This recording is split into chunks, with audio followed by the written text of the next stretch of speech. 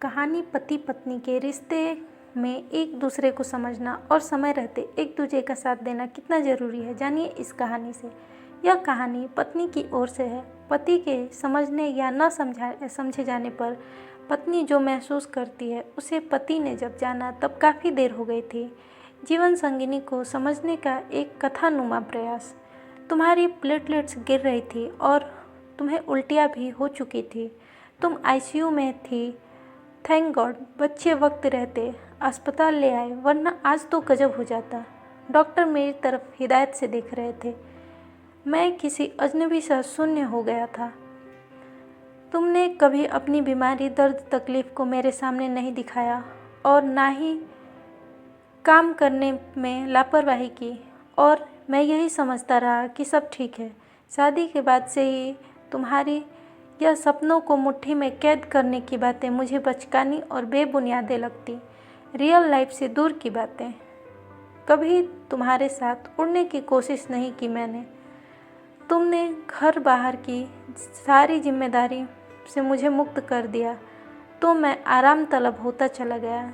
चाय, टॉवेल, कपड़े, खाना सब हाथ में देती तुम। जब मैं ऑफिस से घर आता, चाय पिलाती और मैं अपने दोस्तों से मिलने निकल जाता। उस दिन मुझे बुखार था तो मेरी तीमानदारी में लग गई थी। खुश थी कि अब मैं तुम्हारे साथ रहूँगा, थोड़ी देर ही सही। पर बुखार उतरते ही मैं काम पर निकल गया। तुम्हारा उतरा चेहरा आज भी मेरे सामने है। मुझे लगा सब ढकोसला है। टेंशन लेना, परेशान होना, बच्चों को एक्स्ट्रा एक्टिविटी में भाग दिलाना, उनके लिए भाग दौड़ करना। तुम अपने सपनों व भावनाओं को मारकर मेरे साथ हर क्षण खुशी से बिताना चाहती थी। निर्विकार सा मैं काम में ही डूबा रहता, या कभी समय मिला तो मित्र, नाते, रिश्तेदार ही मेरे लिए विशेष रहे। तुम मुझे मेरी जिम्मेदारी समझाती, कभी झुंझला कर लड़ भी पड़ती थी, पर 2 मिनट बाद ही मेरी टाई ठीक करने लगती और मैं तुम्हें धकेलता हुआ ऑफिस के लिए निकल जाता। क्या जाने तुम पर क्या बीतती होगी जब तुम छुट्टी वाले दिन मेरे सिर की तेल मालिश करती, तो मुझे अपनी किस्मत पर नाज होता। लेकिन तुम्हारी चाट की फरमाइश पर तुम्हें चटोरी बोल दिया था और वो तुम्हारी आखिरी फरमाइश साबित हुई। उसके बाद से तुमने मुझसे कभी कोई चीज़ नहीं मांगी। तुम्हारे आंसू जैसे मेरे ईगो को ही बूस्ट करते और मैं सोचता, औरतें आंसू लाकर पुरुष को डराने की कोशिश करती हैं, पर मैं फंसूंगा नहीं। तुम्हारे निष्काम कर्तव्य पालन का नतीजा यह हुआ कि बच्चे तुमसे जुड़ते गए और मुझसे दूर होते गए। जब दोनों रिजल्ट या मेडल लाते तो सबसे पहले तुम्हें ही लाकर दिखाते। मेरे परिवार वाले भी तुमसे हमेशा खुश ही रहते थे। मेरी बहनें को भी स्नेह, परवाह की आशा तुमसे ही रहती। तुम्हारी गुहार मेरी माँ सुनती भी थी।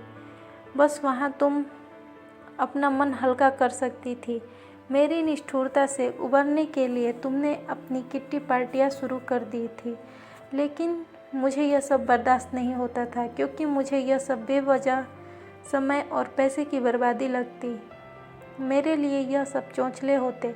परिणाम वही हुआ। प्रौढ़ावस्था में मैं अकेला तथा तिरस्कृत महसूस करने लगा और बच्चों के साथ तुम और मजबूत हो चुकी थी। फिर भी मेरी परवाह थी तुम्हें। अब बस अंतर आ चुका था कि जिस सानिध्य के लिए तुम तरसती थी, उसके लिए अब मैं तरसने लगा, क्योंकि जब भी मैं चाहता तुम मेरे आसपास रहो। तुम किशोर हो रहे बच्चों से घिरी उनकी कोई समस्या सुलझा रही होती। अब बच्चे भी अपनी अपनी जॉब में खुश हैं। इतने सालों की चुप्पी या यूँ कहें तिरस्कार से तुम खुद को सिमटा चुकी थी।